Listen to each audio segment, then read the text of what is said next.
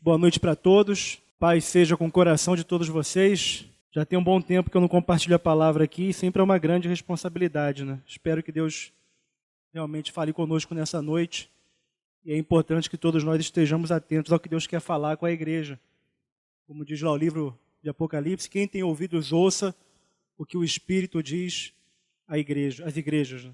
E com certeza Deus está falando algo conosco nesses dias. Já vocês estão sensíveis, estão atentos. Todas as palavras dos últimos tempos têm tido uma conexão uma com a outra, né? Sempre tem uma conexão, uma vai puxando a outra, principalmente seguindo uma linha sobre viver no Espírito, não confiar na carne, não colocar a tua confiança na carne. Deus tem falado conosco muito nesse sentido. E eu queria retomar com vocês algumas coisas que são muito básicas, mas como a gente tem um público aqui de diferentes estágios da vida cristã, temos pessoas mais maduras, mas temos também novos convertidos, temos visitantes. Então, de vez em quando, a gente tem que voltar para algumas coisas básicas, né, das Escrituras. E pela palavra, nós sabemos que quando Deus criou o homem, como é que Ele criou o homem? A sua imagem e semelhança. Mas como foi na hora de criar o homem? Como é que a palavra fala lá em Gênesis 2:7? É um versículo que todo mundo conhece, mas é bom retomar. Gênesis 2:7, se eu não anotei errado, pode colocar aí, Rod. Gênesis, o primeiro livro da Bíblia, 2, versículo 7. O que diz? O que diz? Gênesis 2:7. O homem do pó da terra. E o quê? Ele soprou nas narinas o quê? O fôlego de vida. E o homem passou a ser alma vivente. Deus fez o homem do pó da terra, soprou no homem o fôlego de vida, e a partir de então o homem se tornou alma vivente. É fácil entender que o homem foi feito do pó da terra, o corpo, e é por meio do corpo que a gente tem contato com o mundo, né? Com a terra. É no corpo que estão os nossos sentidos. É no corpo que a gente enxerga, é no corpo que a gente ouve, é no corpo que a gente toca, é no corpo que a gente sente odor, cheiro, é no corpo que a gente tem paladar, sim ou não? E quando alguma pessoa tem alguma deficiência em algum desses sentidos, a forma como ela percebe o mundo é diferente.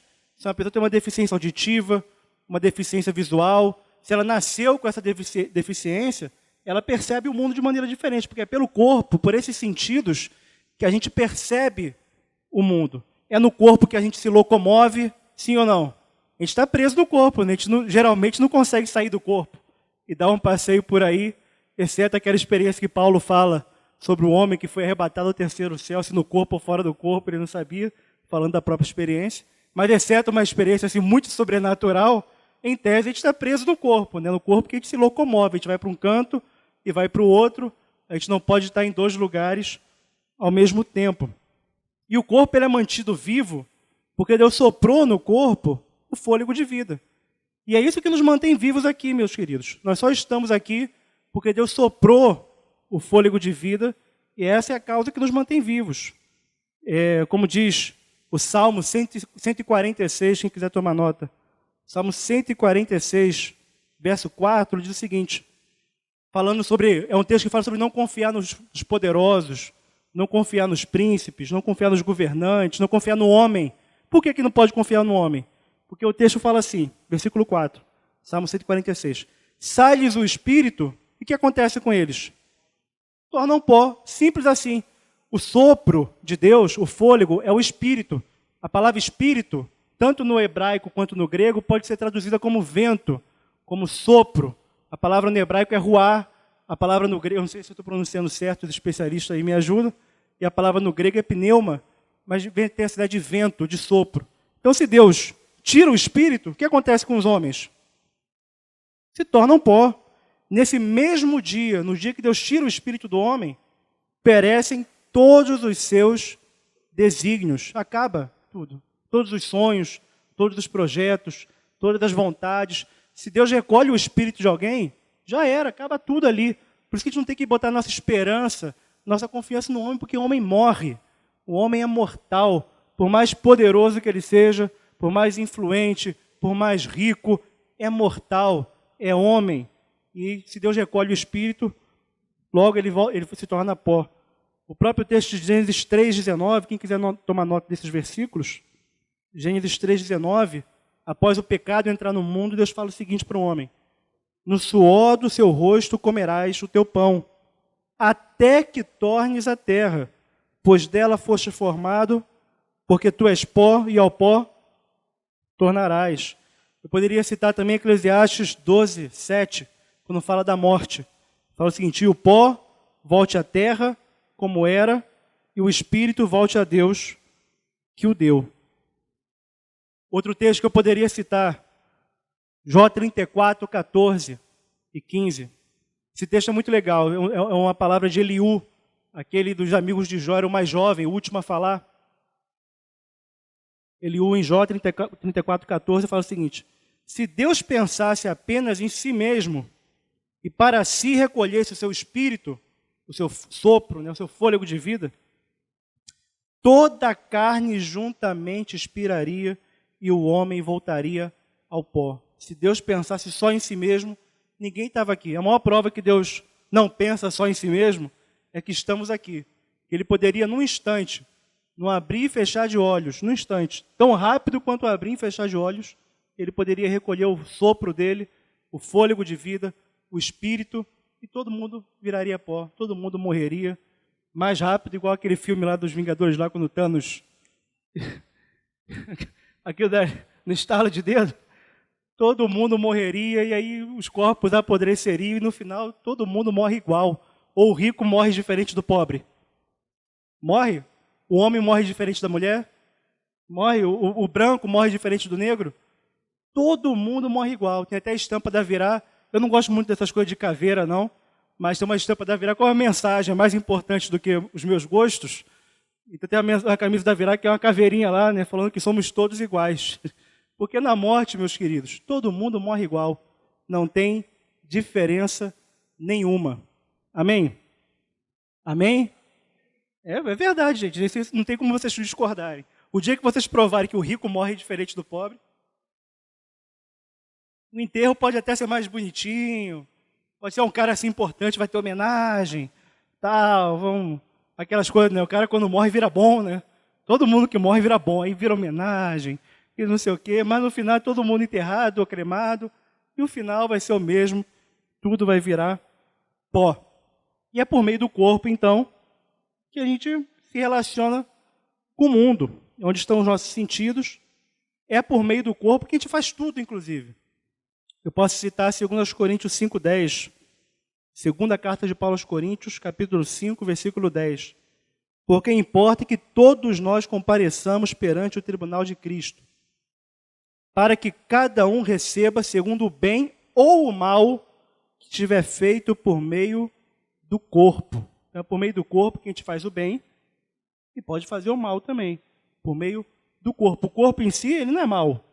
É por meio dele que a gente faz o bem ou que a gente faz o mal. Eu posso citar Romanos 12, quando fala que a gente oferecer os nossos corpos como sacrifício vivo, santo e agradável a Deus, porque Deus tem interesse que eu ofereça o meu corpo a Ele, e não o meu espírito, não a minha alma. Porque fala corpo. Porque, gente, todo mundo faz tudo no corpo e por meio do corpo. Então você oferece teu corpo, a totalidade da tua vida tu oferece como sacrifício vivo, santo e agradável a Deus, que é o nosso culto racional. Amém? Posso citar também 1 Coríntios 6:20, quando diz assim: porque foste comprados por preço, fomos comprados pelo sangue de Jesus. Amém? Foste comprados por preço. Agora, pois, glorificai a Deus no vosso corpo. Então está muito claro que o corpo foi feito do pó da terra, é por meio dele que a gente conhece as coisas naturais, as coisas desse mundo, nossos sentidos, e por meio dele a gente faz o bem ou faz o mal. A gente tem que colocar o corpo como sacrifício a Deus e tem que glorificar a Deus no nosso corpo. Amém? E o Espírito, paz? O que é o Espírito? O Espírito é esse sopro de Deus no homem. É a parte que vem de Deus, que na morte retorna a Deus. O pó volta ao pó, de onde foi feito, o Espírito volta a Deus que o deu. É aquela parte que Deus deu ao homem, que Deus colocou no homem. E eu posso sintetizar que o Espírito é aquela parte de nós por meio do qual a gente pode ter relação com Deus. É por meio do Espírito. A gente pode ter relacionamento com Deus, comunhão com Deus, amizade com Deus, ouvir a voz de Deus é pelo Espírito. Eu poderia citar muitos textos, mas vou citar um texto, lá em João 4. Vocês lembram o que está em João 4? João 4? João 4 é conhecido. João 4 começa com a história da mulher samaritana, da conversa de Jesus com a mulher samaritana. Jesus está lá conversando, batendo papo com a mulher samaritana, e em determinado momento surge uma pergunta. Porque uma das diferenças entre judeus e samaritanos é que os judeus acreditavam que o lugar de adorar a Deus era em Jerusalém. E os samaritanos acreditavam que o lugar de adoração era o Monte Gerizim. E a samaritana pergunta para Jesus, nossos pais nos ensinaram a adorar nesse monte. Os judeus adoram lá. Qual o lugar certo de adorar? Aí Jesus fala que não sabe de nada. Porque vem a hora que os verdadeiros adoradores não vão adorar nem um lugar, nem outro. Não vai ser nem Jerusalém, nem aqui. Os verdadeiros adoradores vão adorar o Pai em espírito e em verdade. João 4, 23. João 4, 23. Mas vem a hora, e já chegou, em que os verdadeiros adoradores adorarão o Pai em espírito e em verdade. Não é no lugar. O lugar pouco importa, porque a adoração é um estilo de vida, a adoração é contínua e ela acontece no espírito. É em espírito e em verdade. Não está preso a um lugar. O corpo está preso a um lugar. Você está aqui hoje. Não está em outro lugar, você está aqui. Mas toda adoração a Deus em qualquer lugar pode acontecer, porque a adoração é em espírito e em verdade. Porque são estes que o Pai procura para os seus adoradores. Deus é espírito, amém? Deus é espírito, e importa que os seus adoradores o adorem em espírito e em verdade. Então é no espírito que a gente adora a Deus, é em espírito que a gente adora a Deus. Em espírito a gente ora. Efésios, aquele texto que fala sobre a armadura de Deus, fala assim, orando em todo o tempo no espírito. Paulo fala que aquele que se une ao Senhor é um só espírito com Ele. O nosso espírito, o espírito do homem, quando a gente crê em Jesus, a gente nasce de novo, a gente se converte, o nosso espírito se une ao Senhor. E aquele que se une ao Senhor é um só espírito com Ele. Quem tem a experiência, o dom de falar em línguas, sabe que quem fala em línguas, o seu espírito ora de fato. Paulo fala sobre isso. Quem fala em línguas, o seu espírito ora de fato, ainda que seu entendimento fique infrutífero. Às vezes, a alma, o entendimento, não capta o que está sendo falado, mas o espírito da pessoa ora de fato. É uma oração do Espírito, não do Espírito Santo. É o espírito do homem, orando, falando com Deus. Então, o Espírito é essa parte de nós que se relaciona com Deus. Amém?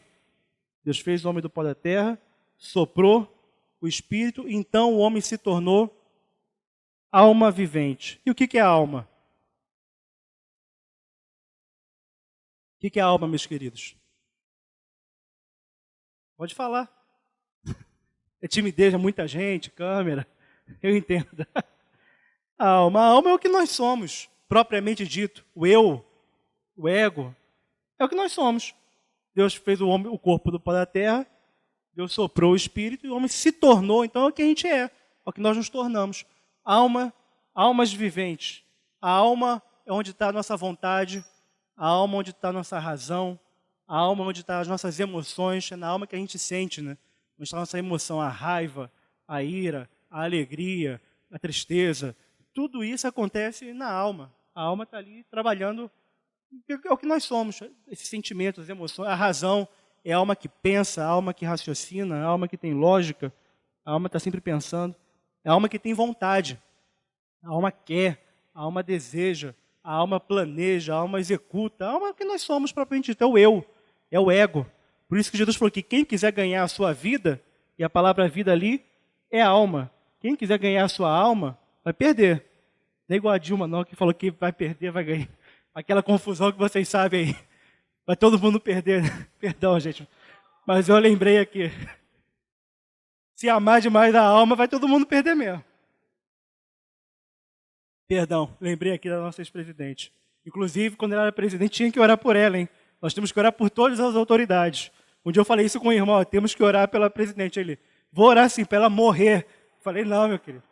Tem que orar para ela ser guiada por Deus, se arrepender e tal. Que o mandamento é orar por todas as autoridades, porque não há autoridade que não seja constituída por Deus.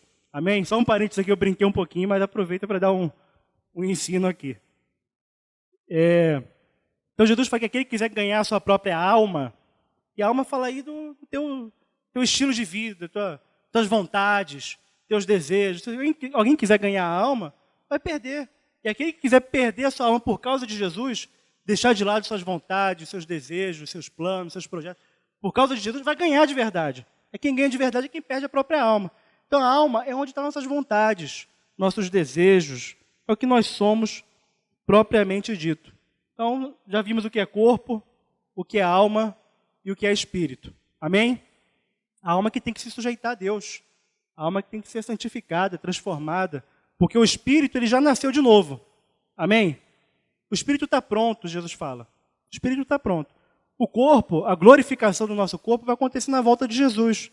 Quando os mortos em Cristo vão ressuscitar com corpos glorificados e quem estiver vivo vai ser transformado. A gente bateu um papo esses dias no grupo que Cristiano reúne, está estudando o módulo 1. A gente falou sobre a ressurreição dos mortos e o juízo eterno. Os mortos vão ressuscitar e os que estiverem vivos vão ter seu corpo glorificado. E até lá, o que está acontecendo? É a transformação da nossa alma. A alma está sendo transformada em imagem de Jesus. Amém? Então falamos sobre o que é espírito, o que é carne, o que é corpo e o que é alma. E paz, e a carne? Onde entra essa inimiga, né? A carne é uma inimiga. A palavra fala que a carne milita contra o espírito. A carne é terrível, gente. A carne é tinhosa mesmo, gente. Terrível. Mas onde entra a carne, Josimar? O que é a carne? A carne não é o corpo. Isso precisa ficar claro. Alguns grupos religiosos entendem que a carne é o corpo. Aí faz autoflagelação, tem que mortificar a carne. Aí o cara chicote, não sei o quê, faz penitência e tal, como se o problema fosse o corpo. O corpo não é problema nenhum. O corpo é templo do Espírito Santo, amém?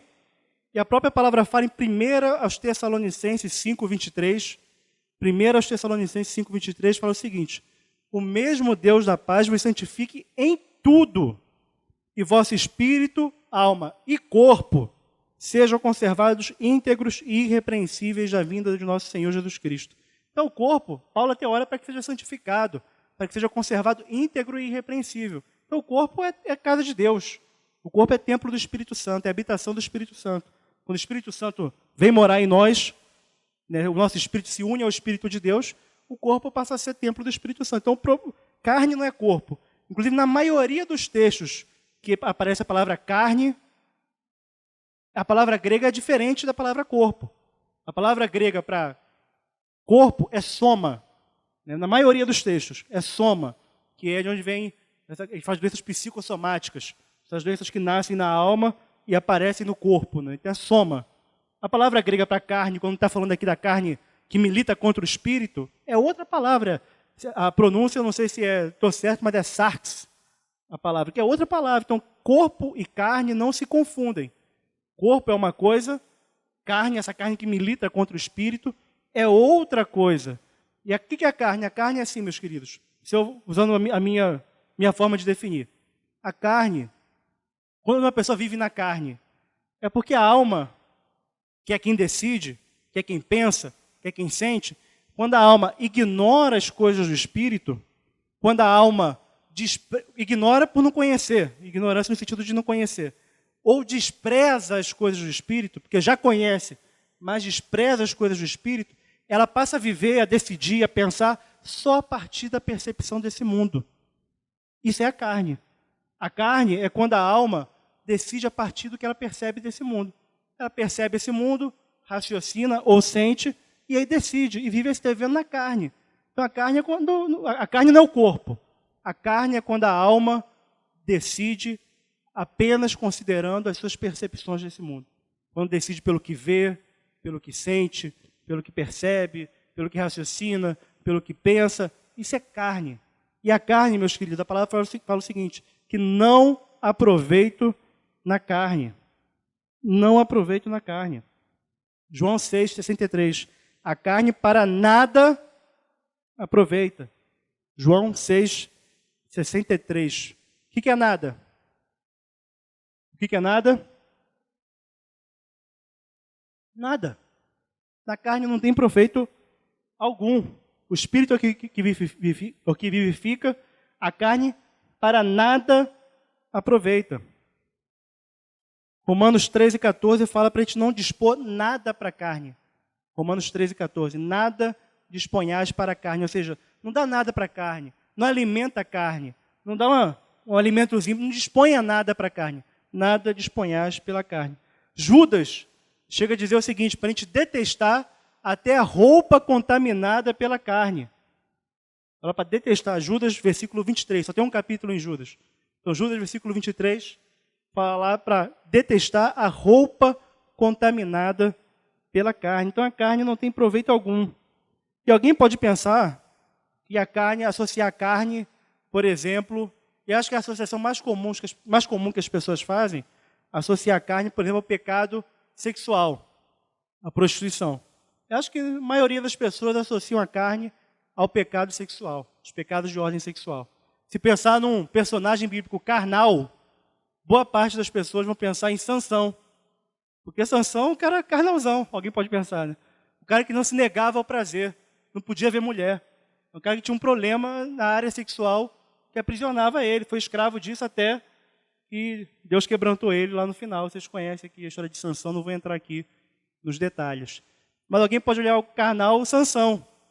Mas, gente, a carne ligada à imoralidade sexual é um tipo de carne. Tem vários tipos de carne, gente. Tem um açougue. É um açougue, gente. E um açougue variado. Tem carne vermelha. A gente brinca, né? A Bíblia não fala sobre carne vermelha e carne branca. Mas a gente brinca que tem carne vermelha, carne branca, carne light. Agora tem até carne vegana, né? Porque tem o pessoal que faz carne com vegetal, já tem uma galera assim. Tem carne, tudo de carne nobre, carne não nobre. Dependendo do pecado, a pessoa tem até um prato, né? Aquelas pessoas muito enroladas são o quê? Um bife a rolê a carne, né? É muito enrolada. É a pessoa que faz rolo, né? Bife fazendo rolo. Então a carne tem de todo tipo, meus queridos. Todo tipo. Se eu for falar da carne... bananinha tem. Tem a carne bananinha também. Todo corte de carne tem. Vocês estão rindo? É sério. Eu falei que a carne é tinhosa. Só um parênteses aqui, esse dia eu estava... Porque tudo que a gente conversa aqui é tema de conversa na igreja no lar, é tema de conversa em casa, à mesa. Aí outro dia tomando café, aí Bianca e Olivia sentadinha na mesa com a gente, estávamos falando sobre a carne. Eu estava falando com Bianca, a carne, meu amor, é terrível. E estava falando sobre as várias formas que a carne se manifesta, né? Que a carne aparece. Aí eu falei para a Olivia, a carne, Olivia, é terrível. Aí a Olivia gosta de comer, né? A Olivia, carninha... Tem a carne gulosa também, né? Tem que tomar cuidado para não ser carne gulosa. Mas a carne aparece de todo jeito.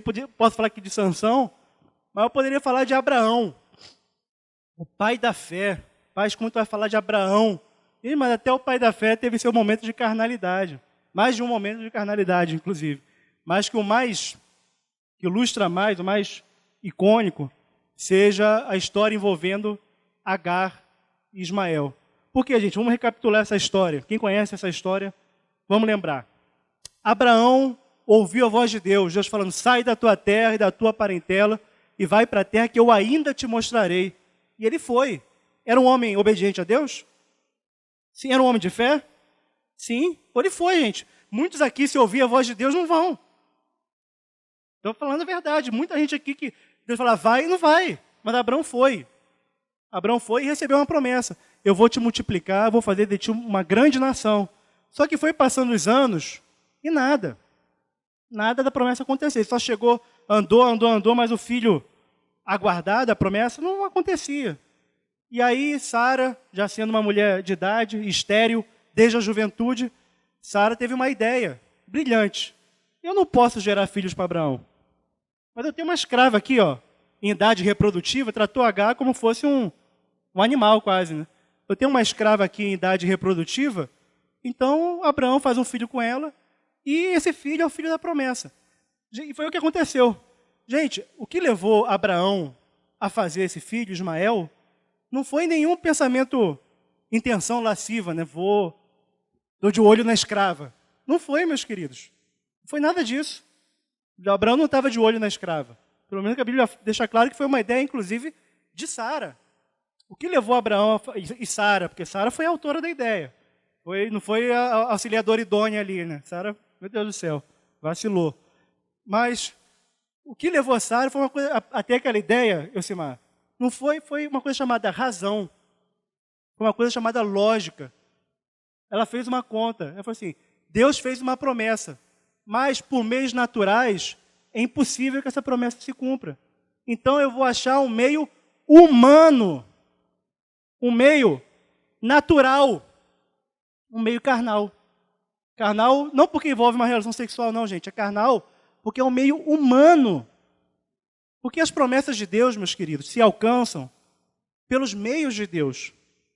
As promessas de Deus são alcançadas pelos caminhos de Deus. Não é pelos nossos meios. Não é pelos nossos caminhos, gente. Isso precisa estar muito claro dentro de nós. Na última reunião geral, Franco compartilhou sobre irmãos que ele conheceu lá nos Estados Unidos, que foram para lá, que entraram de qualquer jeito, e dizendo que foi Deus que levou. Meus queridos, Deus até poderia querer levar alguns deles para lá, mas as promessas de Deus se alcançam pelos meios de Deus.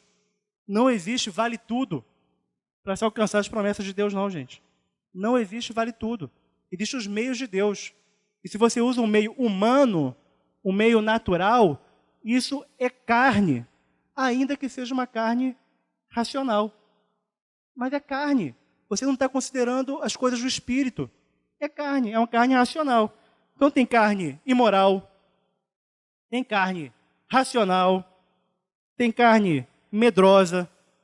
Medo é carne, gente. Você acha que medo tadinho, tem medo. Medo, quando o medo é aquilo que te afasta de fazer a vontade de Deus, te impede, é carne. É carne. Medo é carne.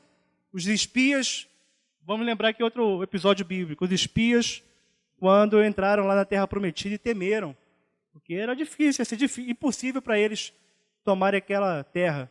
E voltaram dando relatório ruim, o povo todo se contaminou com aquele relatório ruim, não confiaram em Deus. Só 2 homens que confiaram em Deus, você sabe dessa história, foi Josué e Caleb. Deus era poderoso para dar aquela terra, ainda que a terra fosse difícil, com gigante, com não sei o quê, Deus era poderoso. E os outros 10 espias contaminaram o povo. Carne, porque não confiou em Deus. É a carne medrosa. Carne medrosa. Tem outra carne medrosa, outro episódio bíblico, Jeroboão.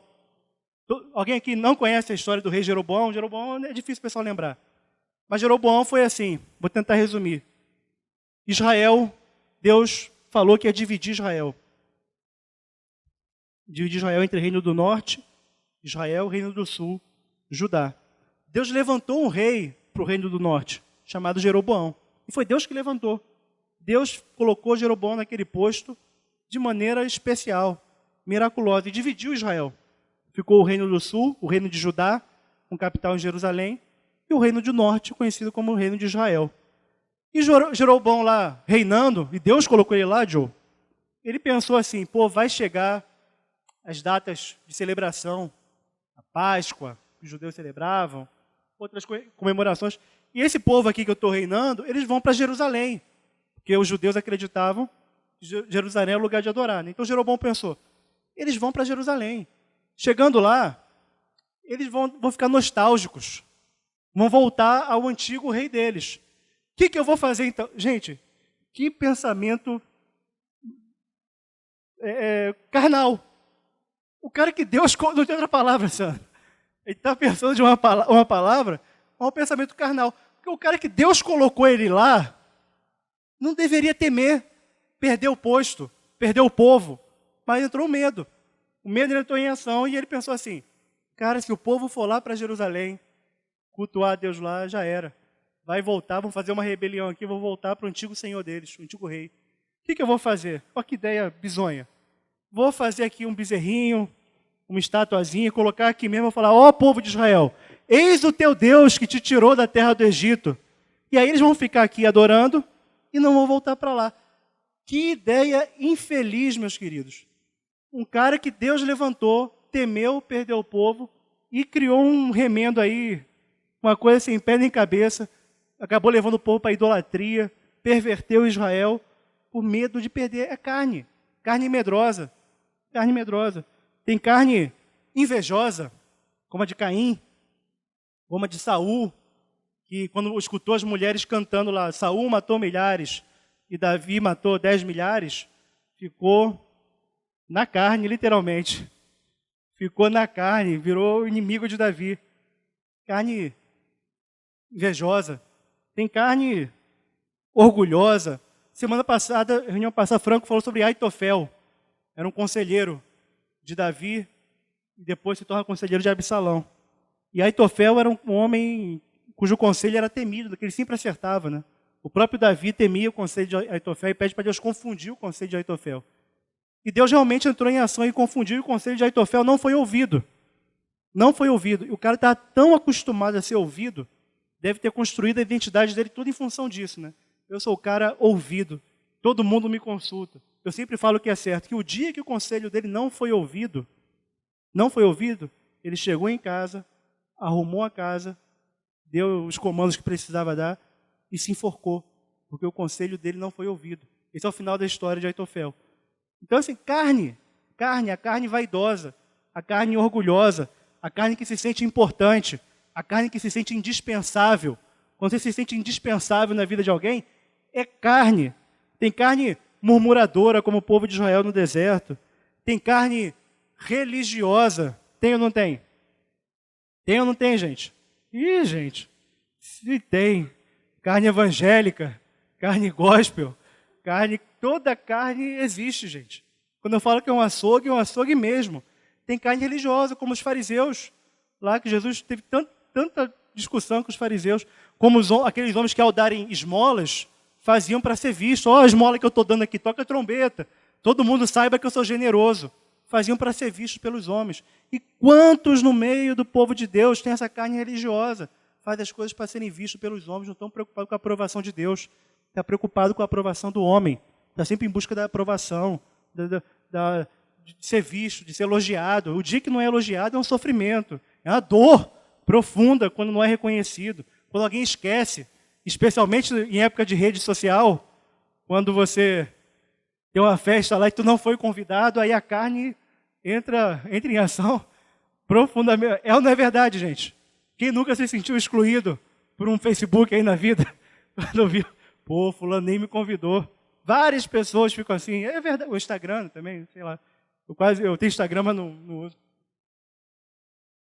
Aliás, foi bem pra caramba para mim apagar os aplicativos de rede social do celular. Só uso rede social no computador. Quando estou com tablet, no celular, eu não uso não. Graças a Deus, para mim fez bem. Faz bem, só o WhatsApp. Mas, meus queridos, carne que quer ser vista pelos homens, quer ser lembrada, quer ser reconhecida. Tudo isso é carne.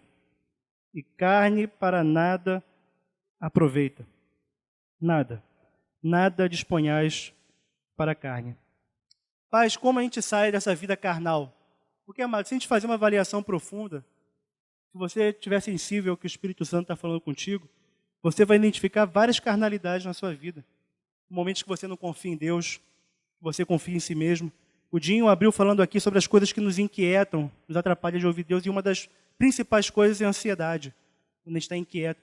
Gente, a ansiedade nasce muitas vezes da confiança na carne. Você acha que as coisas dependem de você.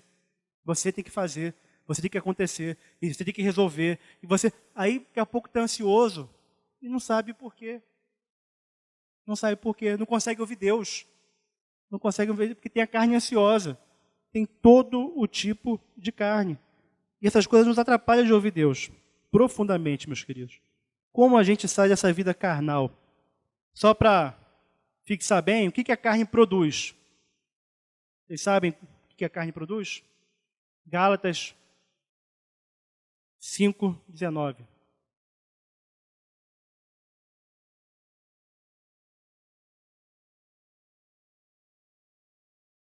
Gálatas 5:19. Ora, as obras da carne são conhecidas, e são prostituição, impureza, lascívia. Essa é a associação mais rápida que as pessoas fazem com a carne, e Paulo começa por elas. Prostituição é a porneia, as relações sexuais ilícitas, né? Impureza, lascívia. Idolatria, feitiçarias, inimizades, briguinha, inimizade é carne. Inimizade, às vezes, na família, entre homem e mulher. Às vezes a gente tolera inimizade entre homem e mulher, como se marido e esposa, como fosse algo normal. É carne, gente. Carne. Inimizades, porfias, ciúmes, iras. Gente, como nós somos levianos quando o assunto é ira. A gente se ira como se isso não produzisse nada. Mas a ira do homem não opera a justiça de Deus. E quando o homem se ira, o diabo entra. Porque a palavra fala, irai-vos e não pequeis, não deis lugar à ira. Irai-vos e não pequeis, não deixe o sol se pôr sobre a vossa ira, nem deis lugar ao diabo. O diabo se aproveita dessas oportunidades para ferir, para magoar, para separar. E a gente trata a ira como se fosse uma coisinha qualquer. A ira é obra da carne. Discórdias, dissensões, facções, invejas, bebedices, glutonarias. E a lista não para aí. Coisas semelhantes a estas, a respeito dos quais eu vos declaro, como já outrora vos preveni, que não herdarão o reino de Deus os que tais coisas praticam. Isso aí é carne. O que o Espírito produz? O fruto do Espírito, logo no versículo seguinte. Né? Mas o fruto do Espírito Santo em nós é amor, alegria, paz, longanimidade, benignidade, bondade, fidelidade, mansidão e domínio próprio. Contra estas coisas não há lei. É isso que a carne produz. Dissensões, ciúme, inveja, briga, inimizade, sei o quê, fofoquinha, murmuração, nananã. Tudo isso é carnal, gente. E como a gente tolera a carne? Faz uma avaliação, meu querido, sobre a tua casa, tua família, como se tolera carne, orgulho. Quantas brigas entre casais só existem porque nenhum dos dois quer se humilhar, nenhum dos dois quer ceder, nenhum dos dois quer abrir mão. Carne, para nada aproveita. E como sai dessa vida carnal? Meus queridos, primeiro começa com arrependimento. É simples. Você tem que mudar a sua mente. Arrependimento é metanoia, é mudança de mente. Tem que mudar a sua mente. Tem que acreditar que carne é um negócio sério. Existe uma inimizade entre a carne e o espírito. Existe uma luta, existe uma briga para que nada da vontade de Deus se cumpra na tua vida. E você precisa levar isso muito a sério essa guerra. Você precisa mudar a sua mente em relação a isso. Você muda a sua mente orando a Deus. Fala, Deus, me mostra essas coisas, me revela essas coisas. Me revela, porque eu não consigo enxergar a gravidade disso. Me mostra. Você alcança isso orando. Mas você também alcança isso sendo limpo pela palavra de Deus. Porque é a palavra de Deus que limpa as nossas mentes e os nossos corações. Amém? A palavra limpa, a palavra é poderosíssima. Ela penetra como espada e separa inclusive alma e espírito. Aquilo que é a tua alma carnal falando, aquilo que é Deus falando ao teu espírito. A palavra de Deus separa. A palavra de Deus limpa. Jesus, aquele episódio do lava-pés, que Jesus falou, se eu não lavar os seus pés, vocês não terão parte comigo. E aí Pedro fala, então me lava todo. Jesus fala, não precisa lavar todo. Vocês já estão limpos pela palavra que eu tenho falado. A palavra limpa. E por isso que a gente precisa se expor à palavra de Deus. Se expor como, pais? Ouvindo, lendo, repetindo, memorizando, orando a palavra, pedindo para Deus revelar isso a nós. A gente precisa levar isso muito a sério. A gente precisa orar, a gente precisa ser limpo pela palavra. E as coisas do Espírito, meus queridos, as coisas do Espírito só se discernem espiritualmente. Não é com entendimento humano, gente. Aliás, se depender de sabedoria humana, você nunca vai alcançar nada. Porque Deus faz questão de esconder essas coisas aos sábios e entendidos. Imagine, Jesus, uma vez dá graças ao Pai e fala, Pai, graças te dou, porque ocultaste essas coisas aos sábios e entendidos e revelaste os pequeninos. Eu fico pensando, Jesus poderia ter orado, Senhor, graças te dou, porque revela essas coisas a todo mundo. Jesus não falou isso, que ele revela a todo mundo, que o Pai revela a todo mundo. Ele fala que ele oculta. Jesus dá graças ao Pai por isso. Gente, isso aqui é muito sério. Os sábios e entendidos desse mundo são cegos para as coisas do Espírito. São cegos, não podem enxergar. Sabedoria do mundo não leva ninguém ao conhecimento de Deus. Filosofia, Qualquer coisa da sabedoria do mundo não leva ao conhecimento de Deus. É impossível. E quanto mais conhecimento do mundo você tem, pode se tornar, se você não se humilhar, pode se tornar um entrave para que você conheça as coisas de Deus. Você passa a confiar na carne, confiar em si, confiar no teu conhecimento, no teu discernimento, na tua razão, na tua lógica. Se torna um entrave. Deus oculta aos sábios entendidos. Deus cega o entendimento deles. É impossível que eles enxerguem se não se humilharem. Deus revela aos pequeninos. E por isso Paulo vai dizer lá em 1 Coríntios, que no meio do povo de Deus, da família de Deus, não são muitos os sábios segundo o mundo, segundo a carne. Não tem muitos sábios segundo a carne. Porque Deus escolheu, inclusive, as coisas loucas desse mundo para confundir as sábias. Então, meus queridos, discernimento espiritual não se alcança por meios humanos. Discernimento espiritual se alcança espiritualmente. Você precisa conferir coisas espirituais com espirituais, como Paulo diz na primeira carta aos Coríntios, capítulo 2. Coisas espirituais com espirituais. Amém? Nós precisamos disso, meus queridos. Eu vou abrir esse texto com vocês. Primeira carta de Paulo aos Coríntios, capítulo 2, a partir do versículo 6.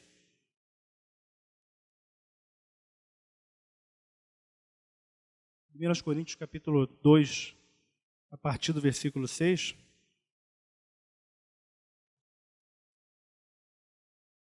Diz assim: entretanto, expomos sabedoria entre os experimentados, não, porém, a sabedoria deste século, ou deste mundo, nem a dos poderosos desta época, que se reduzem a nada. Mas falamos da sabedoria de Deus em mistério, outrora oculta, a qual Deus pré-ordenou desde a eternidade para a nossa glória. Sabedoria que nenhum dos poderosos deste século, deste mundo, conheceu. Porque se a tivessem conhecido, jamais teriam crucificado o Senhor da glória. Como está escrito, nem olhos viram, nem ouvidos ouviram, nem jamais penetrou em coração humano o que Deus tem preparado para aqueles que o amam. Esse texto é legal, mas a maioria de nós achamos que está falando do futuro. Mas se você ler o versículo 10, Paulo fala o seguinte: mas Deus nolo revelou pelo Espírito. Todas as coisas que Deus preparou para aqueles que o amam, o que nem olhos viram, o que nem ouvidos ouviram, que nunca penetrou o coração humano, Deus já nos revelou pelo Espírito. Não é um conhecimento futuro que ele está falando, não. Ele está falando de um conhecimento disponível para nós hoje, porque ele já nos revelou no Espírito, pelo Espírito, amém? Porque o Espírito a todas as coisas prescruta, falando do Espírito Santo, até mesmo as profundezas de Deus. Pois qual dos homens sabe as coisas do homem, senão o próprio Espírito que nele está? Assim também as coisas de Deus, ninguém as conhece, senão o Espírito de Deus. Ora, nós não temos recebido o Espírito do mundo, e sim o Espírito que vem de Deus, para que conheçamos o que por Deus nos foi dado gratuitamente, esse Espírito que nós recebemos. Disto também falamos, não em palavras ensinadas pela sabedoria humana, mas ensinadas pelo Espírito, conferindo coisas espirituais com espirituais. Ora, o homem natural, o que acontece com o homem natural? O homem natural não aceita as coisas do Espírito de Deus. O homem natural é o homem que é guiado pela alma. A palavra grega aqui vem de alma, vem de psique. É o homem psíquicos. É o homem natural, o homem que é guiado pela alma. Não aceita as coisas do Espírito de Deus, porque eles são loucura. Não pode entendê-los, porque elas se discernem como? Espiritualmente. Porém, o homem espiritual, o homem que é guiado pelo Espírito, julga todas as coisas, mas ele mesmo não é julgado por ninguém. Pois quem conheceu a mente do Senhor que o possa instruir? Nós, porém, temos a mente de Cristo. Meus queridos, a partir do momento que a gente creu em Jesus, existe uma fonte extraordinária de conhecimento de Deus que está disponível para nós, acessível. E essa é uma verdade, meus queridos, muito tremenda. Nós temos a mente de Cristo. Nós temos a mente de Cristo, nós temos o Espírito Santo em nós.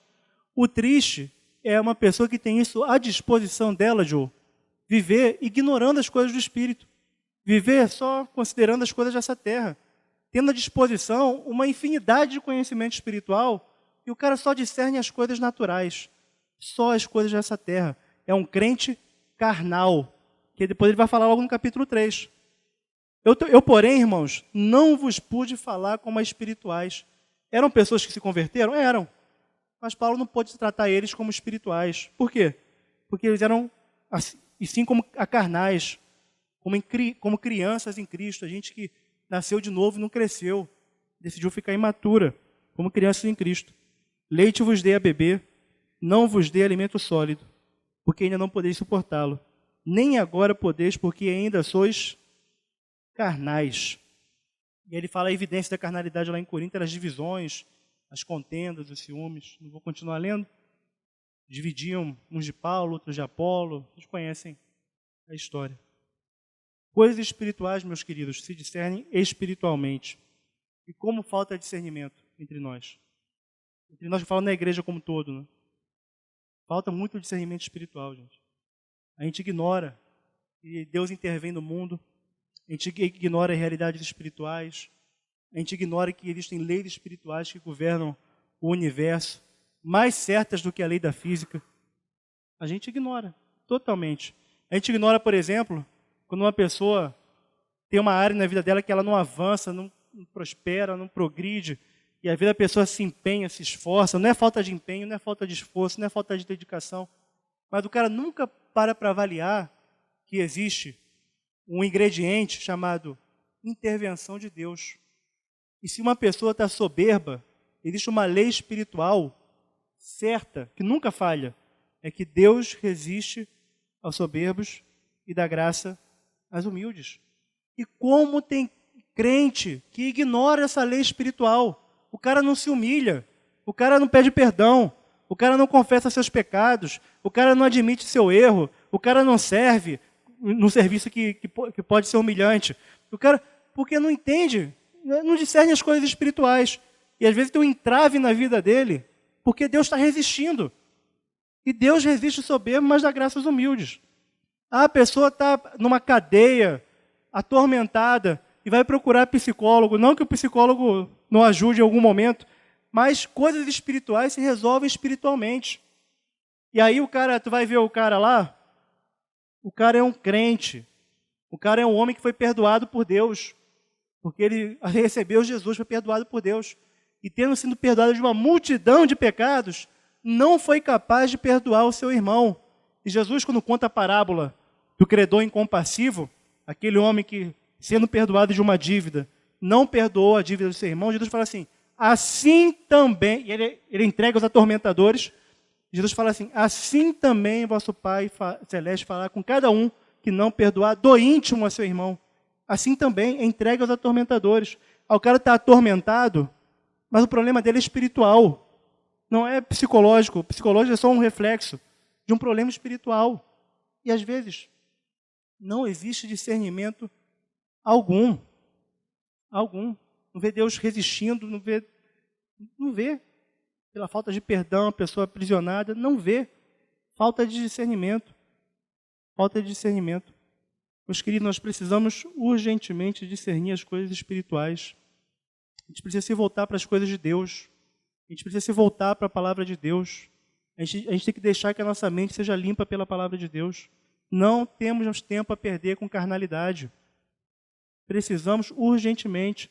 E qualquer evidência da carne na sua vida, inimizade, ciúme, inveja, porfia, não sei o quê, tem que ser detestado, meus queridos. Se a gente tem que detestar até a roupa contaminada pela carne, como Judas fala, a roupa contaminada pela carne, que dirá essas obras da carne que às vezes aparecem claramente na nossa vida e a gente trata sem nenhum peso. A gente deixa passar tranquilamente. Seria muito triste, Paulo escreveu para nós que eu queria tratar vocês como espirituais, mas tem que tratar como crianças, porque vocês ainda são carnais. Pô, que tristeza seria, meus queridos, se o apóstolo estivesse hoje aqui entre nós, vou mandar uma cartinha, um e-mail, sei lá, uma mensagem no WhatsApp, é o que talvez ele usaria hoje, e dizer, eu queria tratar vocês como espirituais, mas não dá. Vocês são crianças, vocês são carnais. Eu tenho que tratar vocês na medida que vocês estão aí precisando de leite, em vez de alimento sólido. Amém? A gente precisa, meus queridos, se libertar da carne. E eu queria encerrar, ainda dentro desse tema, que é o seguinte: a alma, quando ela ignora as coisas do Espírito, nem tudo que a alma percebe é a realidade. Isso precisa estar muito claro dentro de nós, meus queridos. Nem tudo que a alma percebe, nem tudo aquilo que você sente é a verdade. Porque a alma, quando ela ignora as coisas do Espírito, ela não percebe as coisas, ela só percebe o natural. Ela não percebe o espiritual. E aí muitas vezes você tem que sujeitar, muitas vezes não sempre, você tem que sujeitar a tua alma à verdade. E isso você vê isso na Bíblia toda. O Salmo 116, versículo 7, diz assim: volta, minha alma, ao teu sossego. Porque às vezes a alma está inquieta, a alma está ansiosa, a alma está perturbada, porque ela está sem perceber o que está ao redor dela. E o que está ao redor dela? Pois o Senhor tem sido generoso para contigo. E às vezes a alma está perturbada, está inquieta e não percebe nem a generosidade de Deus. Ela está inquieta, está perturbada. E aí você tem que dar uma ordem para a tua alma. Minha alma, volta ao teu sossego, porque o Senhor tem sido generoso para contigo. Você tem que passar a enxergar o que Deus tem feito por você. E ver a abundância da generosidade de Deus. Tem hora que a alma não percebe. Tem hora que você tem que dar ordem à sua própria alma, como o salmista também fala. Por que estás abatido, ó minha alma? Porque a alma se abate, sim ou não? Mas tem abatimento que não tem fundamento.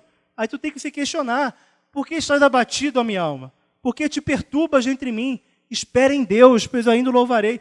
Então assim, meus queridos, tem hora que a alma está com a percepção errada das coisas. Porque é uma alma murmuradora, uma alma insatisfeita, uma alma descontente, mas não está com a percepção da realidade. Não percebe a generosidade de Deus. Como o Salmo 131, versículo 2, Salmo 131, versículo 2, é um texto que o salmista fala que ele não desejava as coisas grandes, coisas maravilhosas demais para ele. E ele fala que, pelo contrário, em vez de desejar ter essas ambições muito grandes, ele fala, pelo contrário, fiz calar e sossegar a minha alma. Tem hora que a gente tem que fazer a alma calar. O Dinho falou isso aqui no início da nossa reunião. Fazer a alma calar. Calar, a alma está pensando besteira, está falando besteira, está falando demais. Aí, em vez de você faz ela calar, parar de ambicionar coisas que Deus não preparou para você, e faz a tua alma se aquietar. Fiz calar a minha alma, fiz calar e sossegar a minha alma, como a criança desmamada se aquieta nos braços de sua mãe, como essa criança é a minha alma para comigo. Minha alma se aquieta, minha alma sossega, minha alma faz calar. Talvez um dos salmos mais conhecidos sobre dar ordem à própria alma, porque a alma nem sempre percebe o que é verdadeiro. Nem tudo, meus queridos, que a gente sente é verdade. A verdade é o que Deus diz. Amém? A verdade é o que Deus diz? Porque seja Deus verdadeiro e todo homem mentiroso. Nada podemos contra a verdade, senão a favor da verdade. Amém? E a verdade é o que Deus diz, não é o que eu sinto. Eu posso sentir coisas sobre eu mesmo que não correspondem à realidade. A realidade é o que Deus diz sobre mim. É o que Deus diz. E eu tenho que dizer isso para a minha alma. E aí eu tenho que dar ordem à minha própria alma, como diz o Salmo 103. Bendize, ó minha alma, ao Senhor, e tudo que é em mim, bendiga o seu santo nome. Bendize, ó minha alma, ao Senhor, e não te esqueças de nenhum só de seus benefícios. E aí ele segue uma lista de benefícios que Deus dá. Né? Ele que perdoa as tuas iniquidades e quem sara todas as suas enfermidades. Quem da cova redime a tua vida e te coroa de graça e misericórdia. Quem farta de bens a tua velhice, de sorte que a tua mocidade se renova como a da águia. Amém? Precisamos fazer calar a nossa alma e dar ouvidos à voz do Espírito. A voz do Espírito. E Deus tem coisas extraordinárias para nos revelar, meus queridos. A primeira canção que nós ministramos aqui hoje ao Senhor Fala sobre um conhecimento espiritual, uma revelação, né? O Espírito nos revela quem é Jesus. E se você se converteu a Jesus, você já teve uma revelação do Espírito. Já teve. Porque ninguém diz que Jesus é o Senhor se não for pelo Espírito. Você já teve uma revelação do Espírito. Você sabe o que é uma revelação do Espírito. Se você um dia creu em Jesus verdadeiramente. Só que é possível que no meio do caminho você tenha perdido essa sensibilidade ao Espírito Santo. E eu queria realmente, meus queridos, das muitas coisas que eu falei aqui, eu sei que citei muitos versículos. Eu queria muito que a nossa conversa aqui hoje produzisse na vida de cada um aqui um desejo intenso para andar no Espírito, para discernir as coisas do Espírito e viver para Deus. Amém? Vamos orar?